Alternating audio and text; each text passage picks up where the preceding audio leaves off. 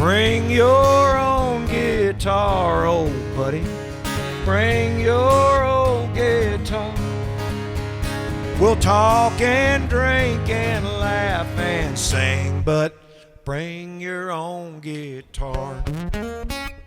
So all the conservatives are at each other's throats, or have been at each other's throats, about Trump and the Middle East and what we should do about Israel. You know, you and I haven't had a chance to talk. You've been very busy. I've been busy. What were you sitting back thinking when all that back and forth was going on? Well, it's wild because I'm out there on the road in small town America with Aaron Lewis. Yeah.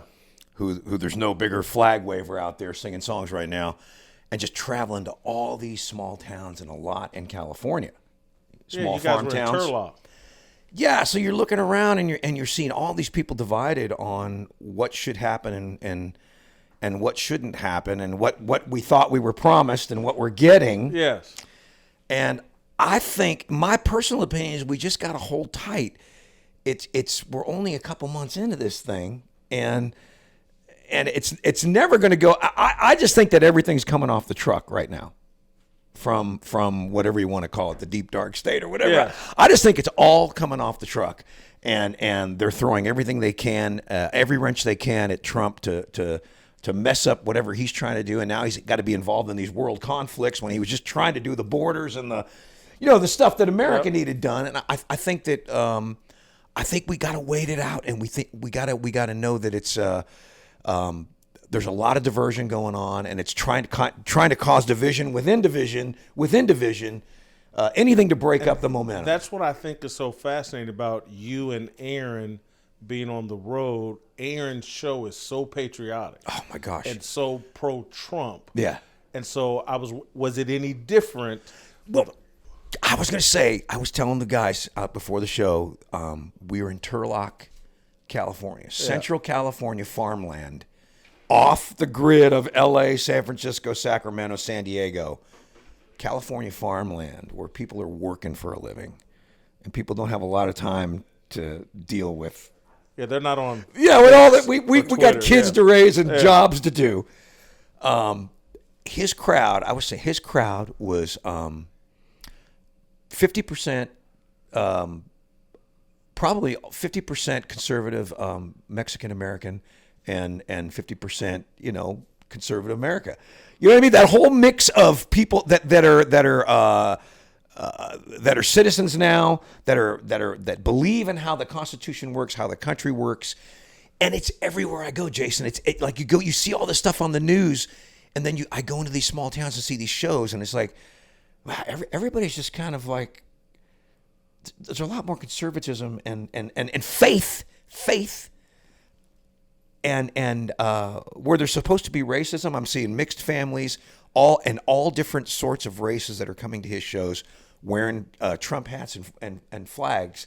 It's not so much about the Trump thing; it's about they want America where they can practice their faith, they can live free. Well, the thing about Aaron and his music is it's got a set of values, and everybody that comes to his show shares those values. Absolutely. So and it's grown bigger since the election. It's grown bigger, and it's grown exponentially of people that didn't probably vote for him the first time around, that voted for him the second time around, and nobody that I'm seeing on the road is going, "What's he doing?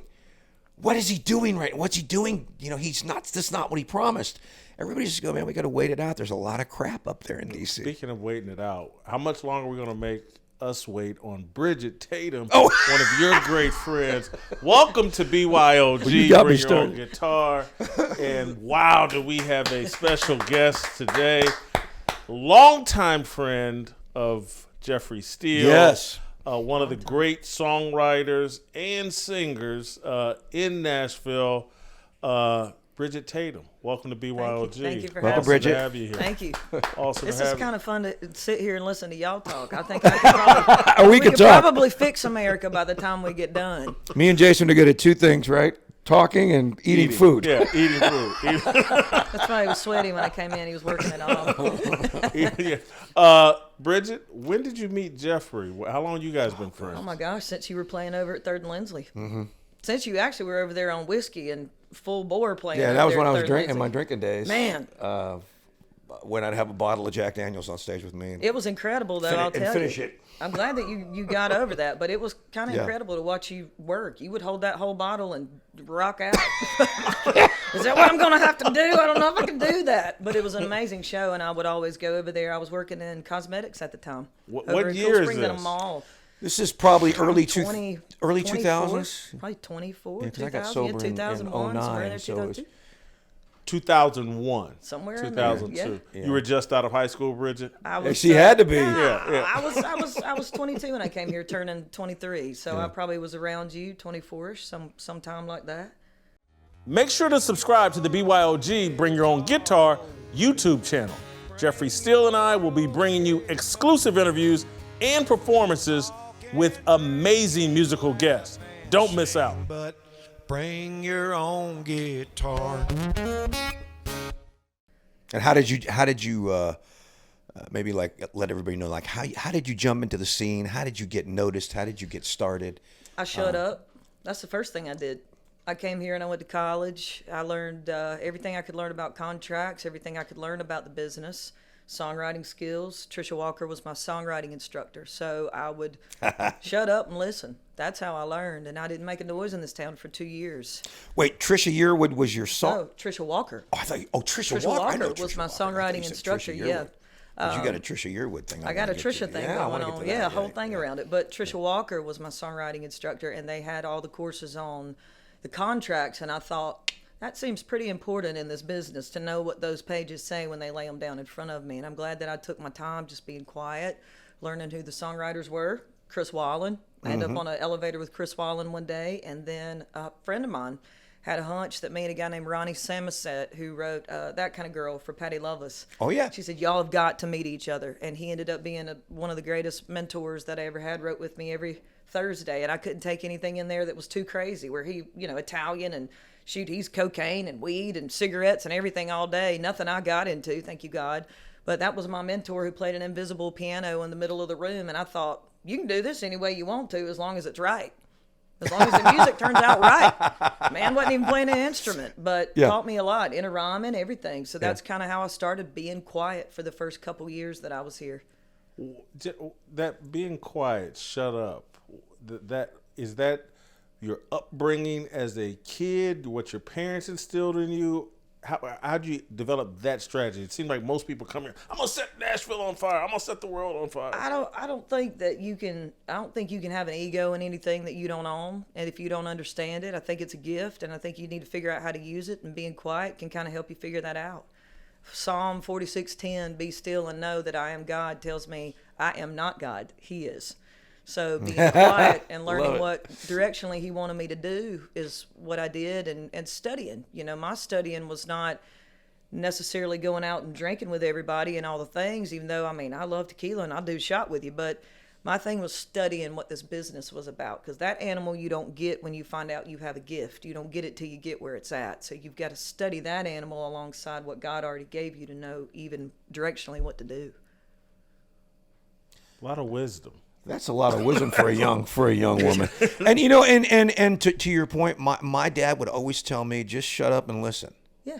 It's there in the silence. And as a youngest kid in my family, I just naturally was an observer kind of guy.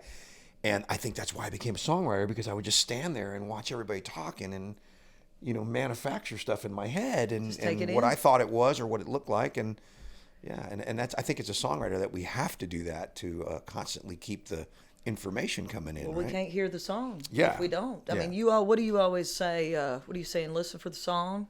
What do you always say? What's that phrase you use? Oh gosh, there's so many I don't know. Yeah, but you put it on the back of your shoes. Oh, think like a writer. Think like a writer. You got to think like a writer. My thing is always, do what a writer you can't does. tell a song what to do. We said that one day when you're in the room writing, you can't tell that song what to do. You got to stay out of the way. So this whole business to me has always been a little bit like stay out of the way. And then you can find out where you're supposed to be in between those spaces. Yeah, and you have, like she has. So, And thank you, Jeff. talk about that day that you were at my studio. Which one? Well, you would come over there and write a lot, but I had lot. signed a writer, a friend of mine that I knew from way back in the day, that was giving up on his career.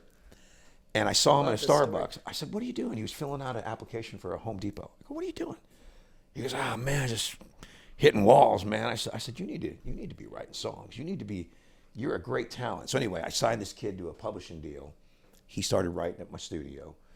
She started coming over because she was friends with him. They were writing songs.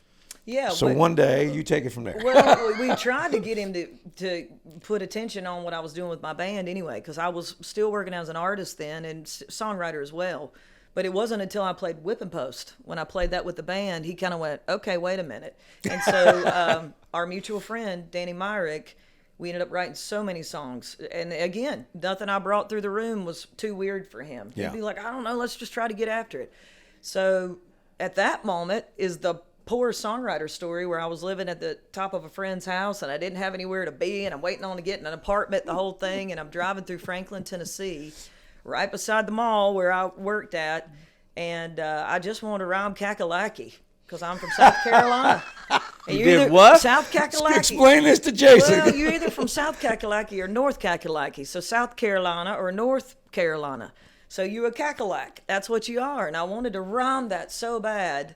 And I did right there beside the mall. I just came to me. She's a hot little number in a pickup truck. Dad's sweet money done jacked it up. She from South Kakalaki. I was like, woo, over in the Target parking lot. I got What's to get she that in my saying? Yeah, phone. what is that? Yeah.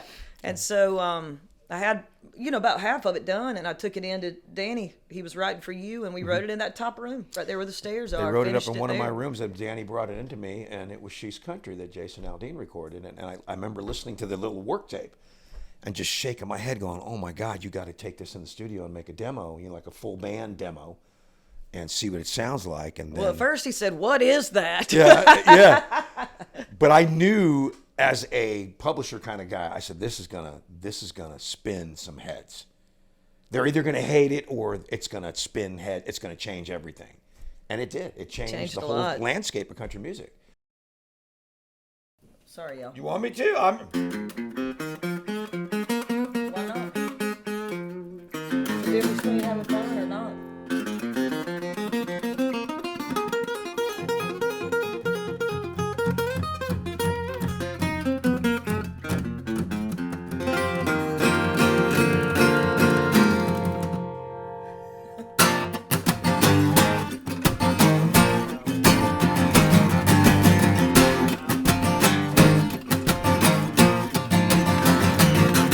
She's a hot little number in a pickup truck.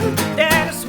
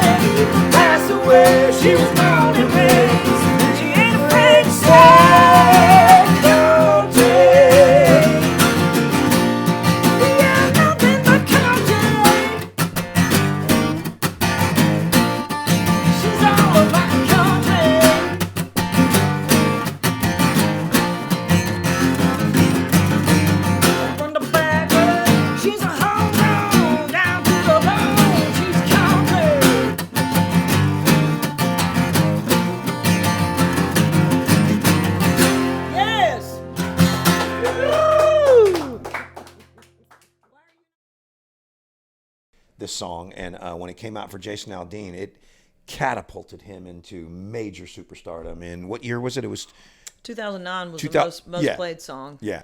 And most played song on the radio. And then still. More importantly, we found out that there's a strip club chart, and it went #1 there. Who knew? Who knew? My family is so proud.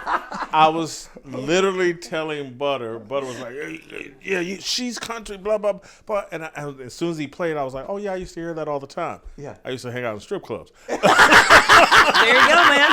Thanks for sending it on up the charts. There we go. Thanks for sending it on up the charts. When I found that out, I'm like, didn't know that part was going to be part of my career, but here we are. Here we are. So when you wrote it, were you thinking write it for yourself? No, that didn't come until later, but I think everybody thought that. I think for me, it was like we're always told that we're in the shotgun seat, and we're always like the shotgun DJ, and they always think we got pink toenail polish. Well, speaking of the women, how they're like referenced in country music songs. Yeah. So she's talking about, how women are referenced in lyrics. Right, and I'm going, I drive my own truck. My toenails are red. Like, why we got to do this? But not even thinking country girls didn't really have a song. It just ended up being that I was part of those country girls. That's how it related back to me, but I didn't purposefully do that. But later, everybody's like, you wrote that about you. And I'm like, and you. Yeah. I just didn't know I was doing that at the time. Was there any thought of you doing that as an artist yourself, at putting that out? There was, because we were in studio. That's when we went over to Vegas, and we started recording my EP for what I was doing at the time. Yeah. And, it was wild songs, so we didn't know if anybody was going to pick it up or not. So I was going to do it in my shows. And it ended up being they put it on hold for 9 months, 10 months, like waiting on a baby. Like waiting on a baby to be born. And so I heard you say Jason Aldean bought several mansions. The song was good to you too. The song did pretty good for me. I tell you what, this is no lie. I was on bald tires at the time, and I went. And the first thing I did is I bought a set of tires, and the second thing I did is I went into the Nashville airport. They used to have a boot store in there. And I said, I would like to have those turquoise snakeskin boots in a 9.5. She goes, you want to try them on? I said, I've tried them on 4 times. I'm just going to take them on home. So that's amazing. Yeah. Wow, that's an amazing story. The first 2 things that I bought with my money is my ride and my ride. Anybody else in your family? Was your mother a singer? Your dad was a singer? Oh, yeah. We ain't got enough time for all that podcast. My dad sang, my mom sang. I started in Southern gospel music. My dad was a preacher. My dad was an alcoholic, abusive preacher. So I had a wild ride with Jesus growing up. But I got Song title alert. Go ahead. Get it, Jeff. With Jesus. Get it, Jeff. Get it. That sounds like a book. It's been a wild ride. Yeah, it has been a wild ride, and I ain't done yet. But I got in there in between their voices and found a place to be able to sing, and ended up being in that gospel group. And so tent revivals, that was a really big part of my upbringing. Mission churches, Pentecostal churches, black churches, all over. I mean, I remember being beside those women and the whole floor rocking, and I'm going, now I feel like what it's supposed to feel like. And so all that stuff was inspiring to me, and you can hear it in everything I sing. I mean, it's right there. That soul's never going to leave. And I didn't lose Jesus out of that either. I would love to hear you sing Waymaker. I wish I knew all the words. I know the song that we were doing like Jesus on the main line. No, I'm talking about southern gospel music. We had a pastor that rolled around in a wheelchair singing that, or Power in the Blood. Oh, wow. Oh, yeah. Bill Howard was his name. He lived till he was 95, and he ran a mission church. Wow. Check out the BYOG Bring Your Own Guitar YouTube channel and smash that subscribe button. Jeffrey Steele and I are teaming up to host musical guests for some wild interviews and performances you gotta see. Bring your own guitar. And so you leave South Carolina to hey, I'm gonna be a country music star, or what's the game plan? Let's go back to Rock Hill, South Carolina. Yeah, you and I talked about that for just a minute. The Money. I used to go. This is before I used to see Hootie and the Blowfish at the Money.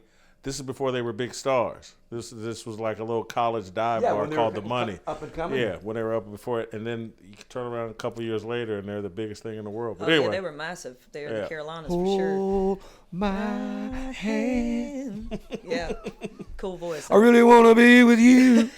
I love those songs. The Let Her Cry song was cool. yeah.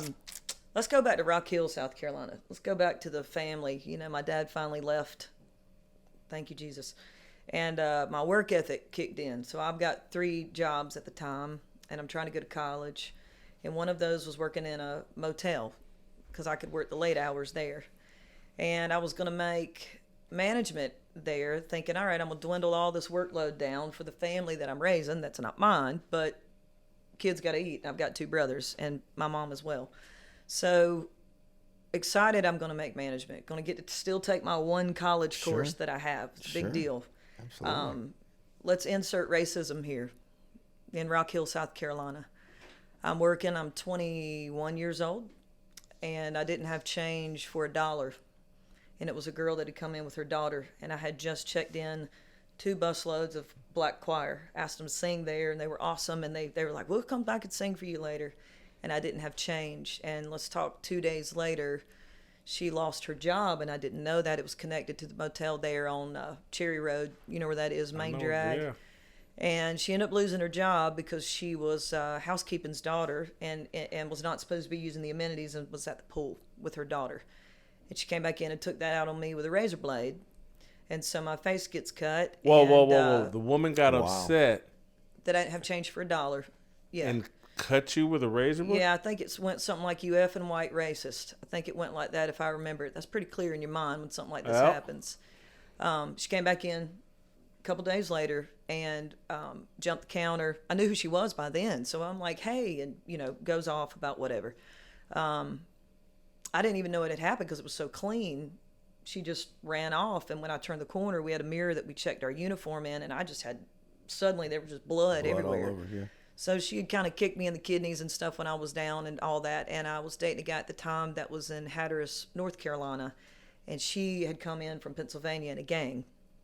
And so he said, "Hey, I really don't feel comfortable you being there. You need to come here with me and my family." So I went that way. And it's kind of funny what fishing and forgiveness can do. I wrote a lot of songs about forgiveness and did a lot of fishing and healed. And that was the moment that changed it for me because I could have died. There was another girl on the other side of a petition and I could be dead. And I thought, I'm not dying with music in me or whatever this purpose is. Not going to do it. I don't know what I'm supposed to do yet, but it's definitely to use this gift in some way, shape, or form. Never in my life had I experienced that. Never. I mean, half my friends were black. We would sing together. Boys to Men was like normal for my lunch periods. So it broke my heart. White girl that bit. can sing, very popular with the brothers. And she's got any thickness, it's even more popular. Well, if I get up, and turn around. No, I mean, I love their voices were awesome, but they would sing Boys to Men, and I'd jump in there with them and loved it. So that moment broke my heart, but I healed all that back up. But it got me to Nashville. So that's why we had to back up, because I wouldn't be sitting here had that moment not happened. Greatest influence on my life is my grandmother. We called her name was Lovey Kennedy. Called her Mama Lovey.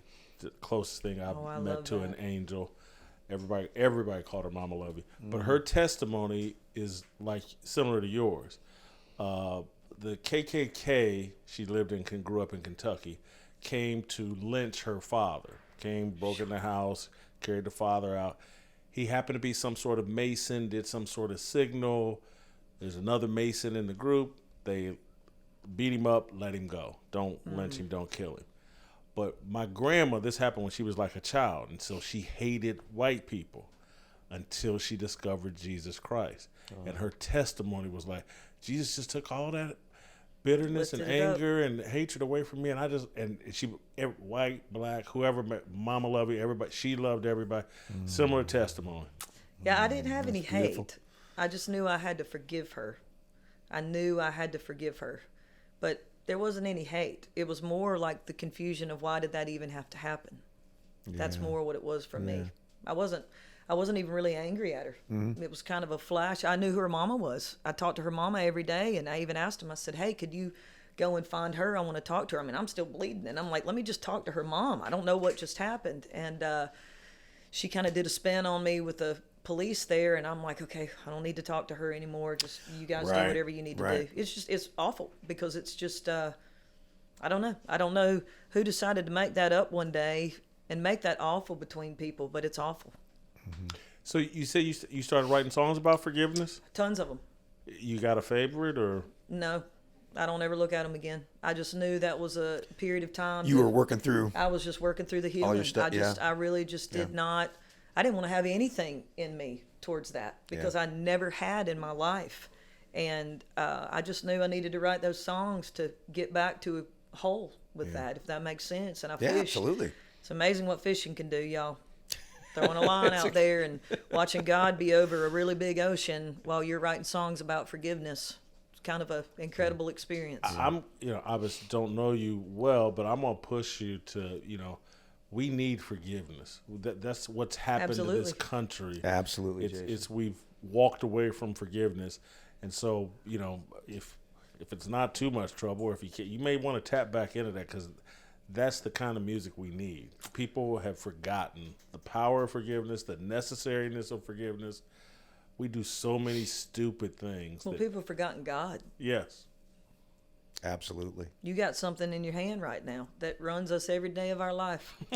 I'm not calling you out for that. I'm just saying I have it too. Mine's sitting over here. That device has divided. It's intentional.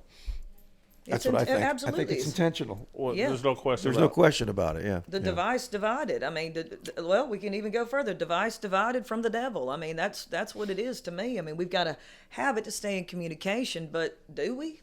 No. We didn't have that before. Didn't have it before. It's funny. I crack this joke all the time on my show that the Amish have it right. That I sit there and say, you know what? I want to be Amish. I really do. I want to find the right word. We can take you to Etheridge, Tennessee. Yeah, we can I want to be Amish. Now, I'll be no help. I've got to have a woman that can hunt and farm and all that. No help. I would be of no help. I love it. I'll be at the house. I know how to write checks. I know how to pay credit card bills. I love it. I want the title, but I don't know how to do any of it. I'm fast. I told you I got a little place down in Giles County, which is near the border of Alabama and Tennessee, central Tennessee. I told you, and it's all Amish down there, and they're all making their own furniture, and it's the Amish lifestyle. And there's no cell towers. You can't get cell service down there, and I love it. I see them go by in their little horse buggies and trailers with lanterns on them. At night, they're driving them, and I'm like, okay. I get this. I'd probably take a golf cart with me. Yeah. I don't think you're going to be able to be Amish. The modern Amish. The modern Amish. See, we always got to upgrade everything. But I say that just to say that technology, to me, has hurt us more than it's helped us. Absolutely. It disconnected us. Yeah. It's purposeful. If you really get down to it, it's actually the microwave's fault. Is that where it started, right? It's exactly where it started. When you could heat up a biscuit and get that done in 30 seconds. Yeah.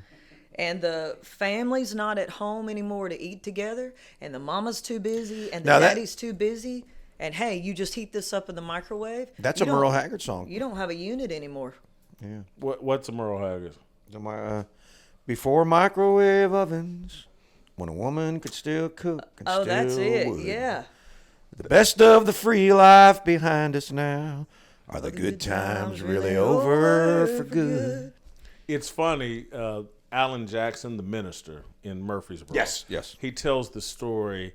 I saw him give a sermon. He said, "Now, my mother, we could hand her a live chicken, and an hour later we would have fried chicken."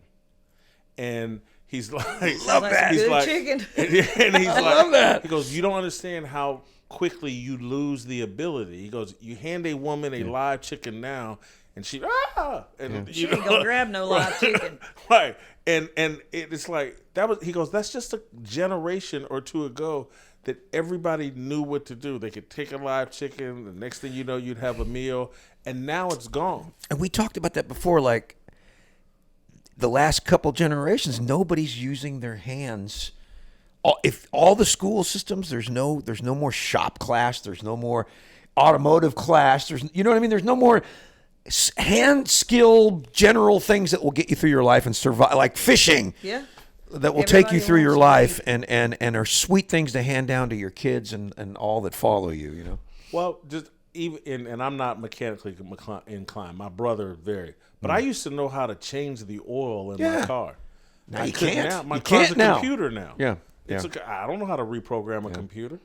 I got one of these expensive Mercedes, and We can just find you an old Impala, and you can learn it all over. And they make a light come on to scare you to bring it into the shop and pay $2,000 to get your oil changed. They do that to terrify But when I first bought it, it just shut down and wouldn't start anymore. The computer shut down. Oh, gosh. And it did it to me twice, and I'd go a week without my car because they'd take them time to come out there and reboot the car. It's gonna make me say a lot of bad words I shouldn't say in a string together. I can't do it. Well, and I'm with you, saying to Bridgette, lean back more into the faith, which is I have done a lot of too as a songwriter, but I think it's, again, seeing it out on the road, seeing what people are responding to and what I'm watching on TV and seeing in the narrative, you're going, this is not what's happening out there. People are dying for some real, honest connection. I'm on authenticity, And the other thing that Jeff and I talk a lot about, and I've tried to talk with female songwriters and singers, is like I haven't seen a woman boldly step into that lane where Aaron Lewis is at, and I think it's necessary that there's all these, and they make fun of them online, trad women or whatever, but no one's writing music for them. No one's writing music for the young woman that still wants to be a mother first, wants to nurture her kids first. No one's writing music for them. And it's like no one was writing music for those of us that were like, man, I still love this country. And when Aaron Lewis stepped out there with Am I the Only One, that's the song. You don't know this, Bridgette, but Jeffrey's heard me say it a million times. That is the song that was like, holy cow, do I love country music, and just sent me down the rabbit hole. Well, yeah, y'all just cut it wide open when y'all wrote that song. With no fear. I think that's a little with bit no of fear. What it is. That's what it was. There has to be no fear. Yeah. And you missed my speech in Franklin. I was playing at this barn, and I probably went off for the country a little bit, and we got into the shot thing and stuff. And I said, let me tell you something. God born me with an immune system. I was built already with everything I was supposed to have when I came out of my mama. I know I am not sticking something in my body that you got to, one, go do research on, and two, you haven't done research on. I'm out. I will die on God's terms. Yeah. That's it. Music that encourages people to be bold in their faith or just bold in more traditional values. Obviously Aaron's making a killing with it. Jason Aldean's making a killing with it. And all it takes is one to do it. And I think there's more. You and I both know there's more than a handful that want to do it but feel like they can't do it. And some people that are already established that are running buses down the road and trucks full of merchandise and employees, and they feel like if they say anything, they're gonna lose it all. They're not going to get played on the radio stations. But it does take someone maybe who hasn't been out there fully yet to just come out and do it and make that their platform. Yeah, I think be their brand, so to speak. Yeah, and I think once somebody does it, we're going to see a shift. Because the music culture always shifts like that. All it takes is one thing to flip the music and the ideas in the music over, and one big thing that's authentic. I will say, for women cutting through country music, though, our barriers look a little bit different. So I think there's always a fear. Go ahead and elaborate on that. But isn't that even reason more, But go ahead. It is, yeah. but then how you cut through that, when you've got to cut through so many different layers, it's like a poison cake sometimes. You got to get through this layer. Okay, maybe you were seen. Maybe you got through all the lewd comments. Maybe you got through all the things that are behind the scenes in music. Doesn't matter if it's country or whatever. You got to get through the thicket of those guys before you get to the next level. Well, then they're going to tell you whatever you've got to be. So then you've got to get through the thicket of that. So I think for women, it's kind of even trying to figure out what place it can be, no matter what it is that you do. I mean, hell, I rocked out on a guitar and had to stop playing guitar because they said, well, we can't pay attention to her for her playing guitar. Yeah. What are you talking about? So there is a Yeah, then, or you're getting close to 40. You got that, which guys don't really like, have. I mean, Women have the age thing. right, where the record companies guys will don't say, have that. You're a little older now, like. That's why women like KT Osmond were awesome. Like she busted through at Yeah. 40 years old, and even Shania was older whenever she got through everything. But it's just a different poison layered cake to have to work through to get to a place where you can actually finally say something. So it's more like you've got to play that game to get to a platform to say something, because who's looking for the patriotic Barbie right now. Yeah. You don't think that? I think somebody wants it, though. I think there's a I think there's people huge that want amount it. of people that want it. I think there's people that definitely that want just have to get it, and maybe it's more. I don't know. We saw how Oliver Anthony came out. That's who I was going to in terms. Yeah. When I hear Bridgette just talk about her own history, and then I've heard her sing, it takes someone with that kind of soulful voice and life experience to write that kind of song. Yeah. And for people to buy it authentically. And that's I was like, why couldn't Bridgette be? Yeah. What's a female? Olivia Anthony. Are we branding me right now? No, we're not branding you. We're not branding you. I'm We're saying, just like, is something happening right we're now? just we're just asking. we're Jason's branding got a you, but we're vision, not and branding We're you. going to be Amish. If it But- all but- didn't work out, Hey, we'll man. just move out to the We're woods. going to build to your- saddles and sing. To your point, it is true, and if we look back to the old days in the '60s, when all the uprising was happening on the other side, Yeah. it was all good then. Yes. It was all okay. Right. And here's another thing Depends you on think how it about. You flips. think about, and forgive me out there in the music world, but magazines like Rolling Stone, they're propaganda magazines for that narrative too. They've built stars around a narrative, and I won't name any names there, but I'm just going to say that we need that too. We need magazines that represent people that. Yeah, we need the media to And we need cooperate. even award shows that represent, and I know that's, No, there's no question. I keep there's- asking, you need vehicles to, why doesn't if the kids know there's a place to get to. it's like Fox News does that Patriot Award Yes, deal, yes, and yes. that's good. Yeah. But we need something like I want to say something to Tucker Carlson at some point. Next time we go out to dinner, is like, Tucker, you should do some sort of, because he's into music, he's into culture. Yeah. We should have some sort of independent, because again, if we rely on the major labels, they're always going to give us something programmed that Absolutely. doesn't cut through. We need to recognize our own. Bridgette, before we go too far, I want you to talk about the project you're doing with Trisha Yearwood. Yeah. Oh, that's amazing. That's a big full circle moment for me, because Garth's voice is who I found first. And then I found Trisha's voice through his voice. My mom and dad finally were going to divorce. And she dated a cowboy from Texas. It's the first day I ever rode a horse, too. And I heard If Tomorrow Never Comes. So that tunnel vision day, everything that I was going to be doing as a songwriter. Kent Blasey was where I did my Can't internship. believe, I was just going to say that was one of my Where I early did mentors my internship when here I in Nashville. When I was in college. I Yeah. did my internship with him. So that very full circle. And then Bobby Wood was a guy that I wrote Yeah, with, Bobby, and yeah. he had written In Another's Eyes. Love and so it. all these circles kept happening. Fast forward, Leslie Satcher, who I had done several shows with, and we finally got together and we wrote. Just calls me up one day and she goes, "Hey." She goes, "You gonna play the Bluebird with me?" And I'm like, "Okay, what's the date?" I said, "Well, that works." She goes, "And I've already asked Trisha," and she kept going, and I'm like, "Beep, beep, beep." Back that up a little bit. Trisha, she goes, "Well, Yearwood, she's gonna love you. You love her," and I'm going, "What?" So that was already a huge. You're like full Trisha Yearwood circle. singer, Trisha Yearwood? Trisha Yearwood that I've sung to, with the Walkman in my head from years ago. So awesome. And she walked up to me at the Bluebird and she goes, "Love you. We're gonna write songs." And so artists say a lot of things, that. They'll say, "Oh, we're going to do this, we're going to," and sometimes they follow through, sometimes they don't.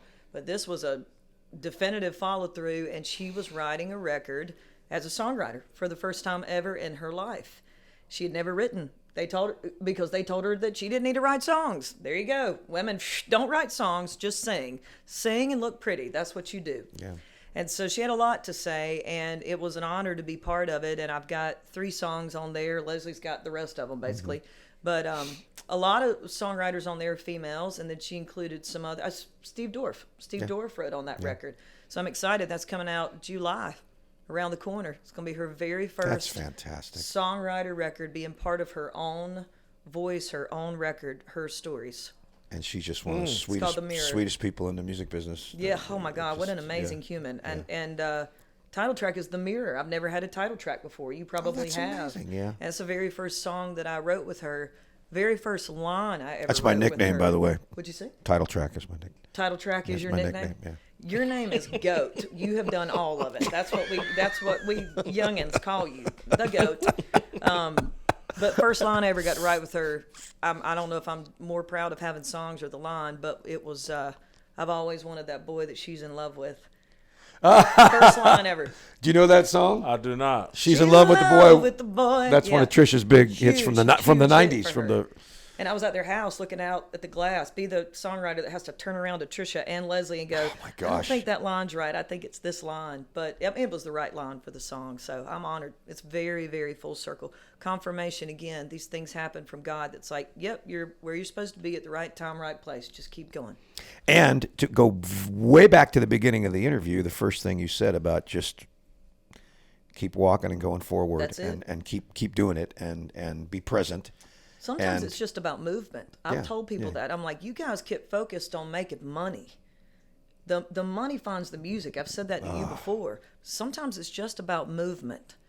Sometimes it's just That's my cry to continuing everybody. on. Just take the gig. Like I always just take the gig and it will take you to the next gig.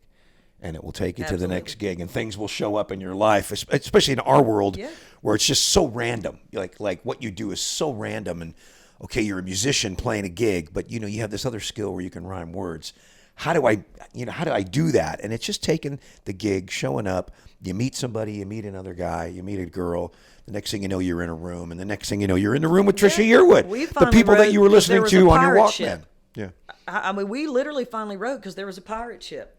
That was the day I walked up there just to Yeah. say, hey, and you were like, when are we going to write? And I'm Yeah. like, I didn't know you wanted to write. Let's write right now. I don't care when. Yeah. Let's do it.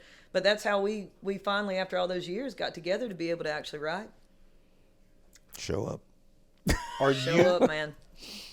Obviously everybody's got what's next or what their vision is, but how do you feel about where you're at right now and where you're trying to get to in 25, the rest of 25, and the rest of 26? I love that question. I don't know. I don't know what he has in store. There's an artist that I get to work with, Emma Zink, and I'm Love excited Emma. about her project. I'm working on that with her, and I'm excited about the songs that I'll get to write.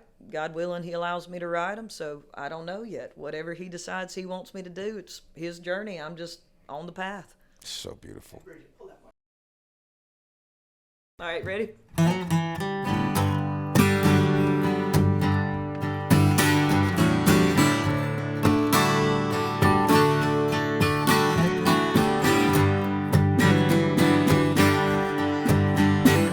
What you say, but say so long and leave right after this song. I've been dancing around with you, and all I wanna do is dance you back home. Just slip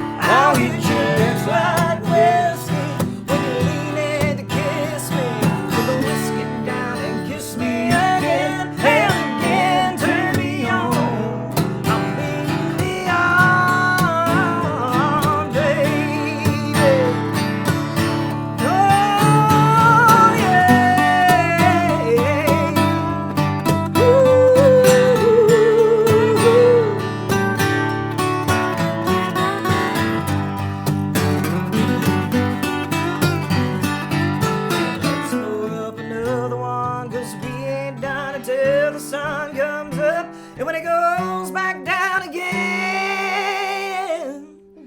I'll be your neon baby. I'll drive you midnight crazy. I'll hit your lips like whiskey when you lean in to kiss me. Put the whiskey down and kiss me again and again. Turn me on. I'll be neon, baby. Yeah, turn me on. I'll be your neon, baby.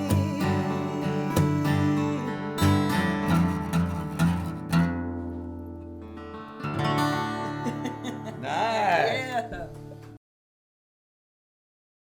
Bridgette, thank you so much for taking the time. Thank you so much for singing 2 songs for us. Thank you. Thank you for jamming with me. coming to my house honor. and just getting to meet you. Awesome story. Not quite gonna call you Mama Lovey, but we may call you Mama. We may call you Mama Bridgette. Hey, I love it. I love that story. Thank you for sharing that with me and letting me be here today. And can I just in close Please. say thank you? Also, she has been such a big part of our charity over the years. Shows up every year, helps us raise funds, and we just couldn't do it without her. And that's just who she is at Well, I heart. love She y'all. shows up, and thank you for that. Y'all are like family. Alex, Yeah. by the way, side note on that, my brother rode at that skate park. Yeah. And so Alex was an influence with my brother, keeping him out of trouble. So it's a big deal to me to be able to do that. Well, so it's an honor. it means Thank the world you. to us, and you have no idea how much that means to Well, us. we'll on a rock it daily out basis. again and throw it up to Alex. Thanks for being here. Bridgette Tatum, BYOG. We'll see you next time. Bring your own guitar, old buddy. Bring your old guitar. We'll talk and drink and laugh and sing, but bring your own guitar.